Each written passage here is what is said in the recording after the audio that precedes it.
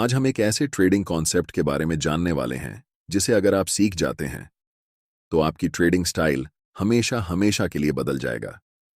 Technical analysis के जन्मदाता Charles डॉ ने ईयर 1900 में एक थ्योरी दिया था, डॉ थ्योरी, जिससे लोग एक्चुअली मार्केट को प्रिडिक्ट कर सकते थे कि आगे क्या होने वाला है। भले ही आज के यूट्यूब ट्रेडिंग चैनल इस बारे में बात ना करती हो, लेकिन आज भी यह स्ट्रेटजी उतनी ही कामयाब है जीतने की 100 साल पहले थी। और यह स्ट्रेटजी इसी थ्योरी से ड्राइव हुआ है, जिसे मल्टी टाइम फ्रेम एनालिसिस कहा जाता है। इस वीडियो में मैं आपको समझाऊंगा कि कैसे आप हायर टाइम फ्रेम से लेकर लोअर टाइम फ्रेम तक चार्ट्स का एनालिसिस कर सकते हैं और अपने ट्रेडिंग डिसीजन को बेहतर बना सकते हैं। तो सबसे पहले समझते हैं कि मल्टी टाइम फ्रेम एनालिसिस होता क्या है। यह एनालिसिस का एक तरीका है जिसमें आप पहले हायर टाइम फ्रेम का एनालिसिस करते हैं और फिर धीरे धीरे लोअर टाइम फ्रेम तक आते हैं।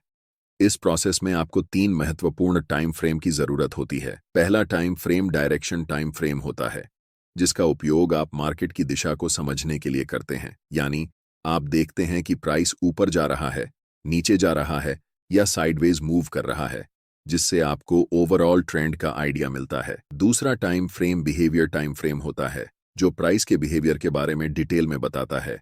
यानी प्राइस का मोमेंटम कैसा है, मार्केट स्ट्रक्चर ब्रेक हो रहा है या नहीं, वीक रिजेक्शंस या डोजी कैंडलस्टिक्स दिख रहे हैं या नहीं, और मार्केट रिट्रेस कर रहा है या नहीं। तीसरा और आखिरी time frame entry time frame होता है, जिसमें आप एक्चुअल ट्रेड एंटर करते हैं। अगर प्राइस डाउन ट्रेंड में है तो आप सेल के लिए देखेंगे, और अगर अपर ट्रेंड में है तो आप बाय करने के लिए देखेंगे। ये बहुत सिंपल है। ये जो टाइम फ्रेम्स आप इस्तेमाल करेंगे वो आपके ट्रेडिंग स्टाइल पर निर्भर करते हैं। मान लीजिए मैं इंट्राडे और स्विंग ट्रेडिंग का मिक्स उपयोग करता हूं, तो मैं 4 घंटे का टाइम फ्रेम डायरेक्शन के लिए, 1 घंटे का टाइम फ्रेम बिहेवियर के लिए और 15 मिनट का टाइम फ्रेम एंट्री के लिए उपयोग करता हूं। लेकिन अगर आप स्काल्पर हैं तो आपके लिए ये टाइम फ्रेम्स अलग होंगे। आप 1 घंटे को डायरेक्शन के लिए, 15 मिनट को बिहेवियर के लिए और 5 मिनट टाइम फ्रेम को एंट्री के लिए इस्तेमाल करेंगे। इसलिए टाइम फ्रेम पूरी तरह से आपके ट्रेडिंग स्टाइल पर निर्भर करता है, लेकिन मैंने एग्जाम्पल देकर समझा दिया है, जिससे आप अपने ट्रेडिंग स्टाइल के हिसाब से सही टाइम फ्रेम चुन सकते हैं। मल्टी टाइम फ्रेम एनालिसिस को शुरू करते हैं, जिसमें हम सबसे पहले 4 घंटे के टाइम फ्रेम को चुनेंगे, ताकि हमें पता चल सके कि मार्केट इस समय किस दिशा में है। 4 घंटे का टाइम फ्रेम चुनने का सबसे बड़ा कारण यह है कि यह हमें मार्केट का पूरा स्ट्रक्चर बता देता है कि अभी मार्केट किस दिशा में है। अगर हम 15 मिनट का चार्ट इस्तेमाल करते तो हमें स्पष्ट दिशा का पता नहीं चलता, क्योंकि प्राइस ऊपर नीचे कर रही होती है। इसलिए दिशा को समझने के लिए हमेशा बड़े टाइम फ्रेम पर जाना बेहतर रहता है। आप में से ज्यादातर लोग इस चार्ट को देखकर कंफ्यूज हो सकते हैं कि यहां प्राइस क्या कर रही है और हमें कैसे ट्रेड लेना चाहिए, बाय करना है या सेल करना है, या फिर अभी ट्रेड नहीं करना है। लेकिन यह गलत तरीका है चार्ट्स को देखने का, क्योंकि हम एक इंट्राडे या स्विंग ट्रेडर हैं। हमें बहुत पुराने चार्ट्स को नहीं देखना चाहिए। हमें यह ऑब्जर्व करना है कि हाल के समय में मार्केट की प्राइस कैसे बिहेव कर रही है। अगर हम ऐसा करने लगें तो हमारे चार्ट्स पर बहुत सारे सपोर्ट और रेजिस्टेंस लाइंस बन जाएंगी, जिससे आपका चार्ट बहुत जटिल हो जाएगा और आप ट्रेडिंग डिसीजन नहीं ले पाएंगे। सोचिए, अगर आपके चार्ट्स पर इतनी सारी लाइंस हों तो आप कैसे समझेंगे कि इस समय प्राइस क्या कर रही है। 4 घंटे के टाइम फ्रेम में हमारा चार्ट बिल्कुल स्ट्रॉन्ग अपर ट्रेंड में दिखाई दे रहा है और इस समय प्राइस कंसोलिडेशन कर रही है। इस कंसोलिडेशन जोन का सबसे पहले हम हाई मार्क करेंगे और फिर कंसोलिडेशन जोन का लो मार्क करेंगे। चार्ट्स पर इन दोनों लाइंस को बनाकर हम वेट करेंगे। सबसे पहले हम मार्केट को डिसाइड करने देंगे कि उसे किस दिशा में जाना है। इस समय मार्केट दोनों तरफ जा सकती है, या तो अपना ट्रेंड कंटिन्यू कर सकती है या फिर यहां से रिवर्स डाउन कर सकती है। अगर मैं इस समय लाइव ट्रेड में होता तो मैं पहले 4 घंटे के टाइम फ्रेम में कैंडलस्टिक को इन दोनों लाइंस के बाहर क्लोज होने का इंतजार करता। तभी हम डिसाइड करते कि हमें बाय करना है या सेल। अगले कुछ कैंडल्स में प्राइस लोअर लो के नीचे कैंडल क्लोज करती है। ऐसे समय में ज्यादातर नए ट्रेडर्स सेल पोजीशन में एंटर करते हैं। मैं चाहता हूं कि आप ध्यान से देखें कि इसके बाद प्राइस क्या करती है। अगले ही कैंडल में एक बड़ी ग्रीन बुलिश कैंडल बनती है। अब जो मैं आपको बताने वाला हूं उसे ध्यान से सुने, क्योंकि ये चीज आपकी ट्रेडिंग स्टाइल को हमेशा के लिए बदल सकती है। मैं आपको एक सीक्रेट टिप दे रहा हूं, बिल्कुल फ्री में। अभी चार्ट्स 4 घंटे के टाइम फ्रेम में हैं और हम देख सकते हैं कि ये एक स्ट्रॉन्ग अप ट्रेंड है। लेकिन जैसे ही हम चार्ट्स को 1 घंटे के टाइम फ्रेम में बदलते हैं तो हमें दिखता है कि प्राइस धीरे धीरे नीचे की तरफ जा रही है। और जब हम 1 घंटे के टाइम फ्रेम को 15 मिनट के टाइम फ्रेम में बदलते हैं तब हमें चार्ट्स पर एक स्ट्रॉन्ग डाउन ट्रेंड दिखता है। ये बात आपको कंफ्यूज कर सकती है कि 4 घंटे के टाइम फ्रेम पर प्राइस अप ट्रेंड दिखा रही है, लेकिन 1 घंटे और 15 मिनट के टाइम फ्रेम में प्राइस डाउन ट्रेंड शो कर रही है। ऐसा क्यों हो रहा है, इसे समझिए। जब प्राइस 4 घंटे के टाइम फ्रेम में थी तो लास्ट कुछ कैंडल्स में प्राइस रिट्रेसमेंट या पुलबैक ले रही थी। इसी पुलबैक को छोटे टाइम फ्रेम में देखने पर यह हमें डाउन ट्रेंड जैसा दिखाई देता है। एक बात हमेशा याद रखें, हायर टाइम फ्रेम हमेशा छोटे टाइम फ्रेम के ट्रेंड से ज्यादा मजबूत होता है। इस सिचुएशन में 4 घंटे का टाइम फ्रेम 1 घंटे के टाइम फ्रेम से और 15 मिनट के टाइम फ्रेम से भी ज्यादा स्ट्रांग होगा, और 1 घंटे का टाइम फ्रेम 15 मिनट के टाइम फ्रेम से स्ट्रॉन्गर होगा। इसीलिए हम ट्रेड भी उसी डायरेक्शन में लेंगे जिसमें बड़े टाइम फ्रेम का ट्रेंड चल रहा हो। चूंकि 4 घंटे के टाइम फ्रेम का ट्रेंड अप ट्रेंड है, इसलिए हम बाय पोजीशन बनाने वाले हैं। अभी चार्ट्स 15 मिनट के टाइम फ्रेम में हैं और इस चार्ट्स में हमें तुरंत बाय ट्रेड में एंट्री नहीं करनी है, क्योंकि प्राइस का मोमेंटम अभी भी डाउनसाइड की तरफ ही है। पहले हम वेट करेंगे कि प्राइस 15 मिनट के टाइम फ्रेम में बियरिश से बुलिश ट्रेंड में शिफ्ट हो जाए, तभी हम बाय पोजीशन में एंट्री करेंगे।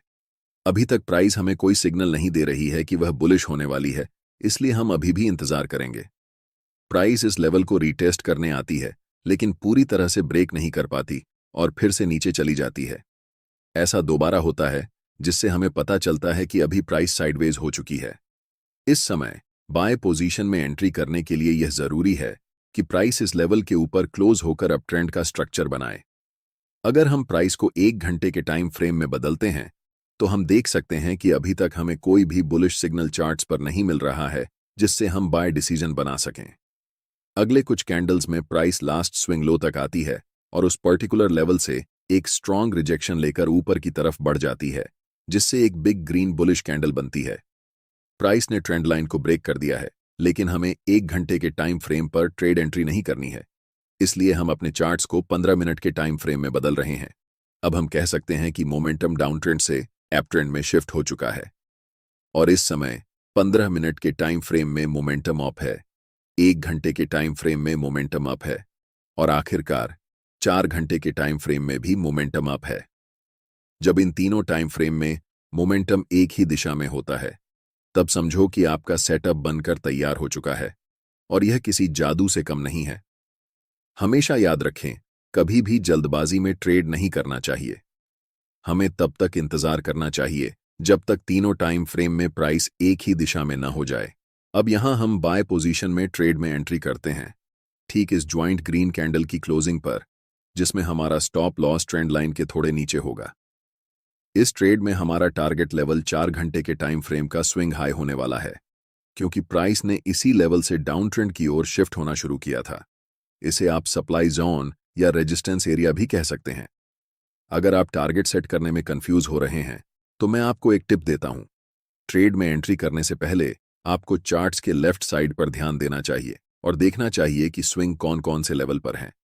जैसे कि लास्ट टाइम ये एक स्विंग हाई है और इससे पहले ये एक स्विंग हाई है, तो हम इस समय 2 टारगेट रख सकते हैं। लेकिन क्योंकि बड़े टाइम फ्रेम में ट्रेंड स्ट्रॉन्ग है, इसलिए स्विंग हाई को टारगेट रखना ज्यादा सही रहेगा। और देखो, प्राइस बिना समय बर्बाद किए ऊपर चला गया। अब मैं आपको एक और तरीका बताता हूं कि कैसे इस ट्रेड में एंट्री कर टाइम फ्रेम को 15 मिनट से 1 घंटे में शिफ्ट करते हैं। अब प्राइस अपने हाई के आसपास है और अगर आप यहां बाय पोजीशन में ट्रेड एंट्री करते हैं तो आपका स्टॉप लॉस काफी नीचे होना पड़ेगा, जिससे आपका रिस्क रिवॉर्ड रेशियो खराब हो जाएगा। इसलिए हमें तुरंत ट्रेड में एंट्री नहीं करनी है, बल्कि प्राइस को पहले रिट्रेस होने देना चाहिए इस लेवल तक। प्राइस रेड कैंडल बनाते हुए नीचे आती है और इस लेवल को टच करती है, लेकिन आप तुरंत यहां पर एंट्री नहीं ले सकते। अगर आप यहां एंट्री लेते हैं तो आप बस अनुमान लगा रहे हैं कि प्राइस ऊपर जाएगा, लेकिन प्राइस बहुत अनिश्चित होता है। चाहे कितना भी महत्वपूर्ण लेवल क्यों ना हो, वह कभी भी ब्रेक हो सकता है या फिर उस लेवल को रिस्पेक्ट नहीं कर सकता है। इसलिए हम इंतजार करते हैं कि मार्केट पहले कंफर्म हो जाए कि वह किस दिशा में जाने वाली है, उसके बाद ही हम ट्रेड में एंट्री करेंगे। आप अगर अपनी इच्छा के अनुसार ट्रेड करेंगे तो यह एक खतरनाक तरीका हो सकता है। कभी भी मार्केट में सरवाइव नहीं कर सकते हैं, चाहे आपके पास कितना भी कैपिटल क्यों ना हो। अधिकतम 1 सप्ताह लगेगा और आपका कैपिटल डूब जाएगा। इसलिए हमेशा कंफर्मेशन का वेट करना चाहिए। अब प्राइस को 15 मिनट के टाइम फ्रेम पर शिफ्ट करते हैं। अगर आप देख रहे हैं कि प्राइस अभी भी डाउन ट्रेंड में है, तो हमें कुछ नहीं करना चाहिए। जब तक हमें इस लेवल के ऊपर एक स्ट्रॉन्ग ग्रीन कैंडल के साथ प्राइस क्लोज नहीं कर जाती, तब तक इंतजार करना जरूरी है। एक बार फिर प्राइस प्रीवियस स्विंग लो को ब्रेक करती है और अगले कुछ कैंडल में एक स्ट्रॉन्ग ग्रीन कैंडल बनाते हुए ऊपर की तरफ जाती है और इस लेवल के ऊपर स्ट्रांगली क्लोज हो जाती है। यहां पर एक कारण है कि प्राइस इसी पार्टिकुलर लेवल से रिवर्स क्यों हुआ। जैसे ही हम चार्ट्स को बड़े टाइम फ्रेम पर शिफ्ट करते हैं, तो चार्ट्स के लेफ्ट साइड में एक डिमांड जोन नजर आता है। हम यहां सप्लाई और डिमांड जोन कैसे ड्रॉ करते हैं, इस पर चर्चा नहीं करेंगे क्योंकि मैंने इस टॉपिक पर पहले ही एक डिटेल वीडियो बना दिया है। आप चैनल पर जाकर वह वीडियो देख सकते हैं। मैं चाहता हूं कि आप इस स्थिति को ध्यान से देखें और इसे उस वीडियो से लिंक कर पाएं जो मैंने पहले बनाया है। अब हमारे पास 3 कंफर्मेशन हैं। फर्स्ट, 15 मिनट के टाइम फ्रेम में ट्रेंड अप है। सेकंड, 1 घंटे के टाइम फ्रेम में ट्रेंड अप है। और थर्ड, 4 घंटे के टाइम फ्रेम में भी प्राइस अप है। हम जानते हैं कि यह सेटअप हमारे लिए एक जादू की तरह काम करता है।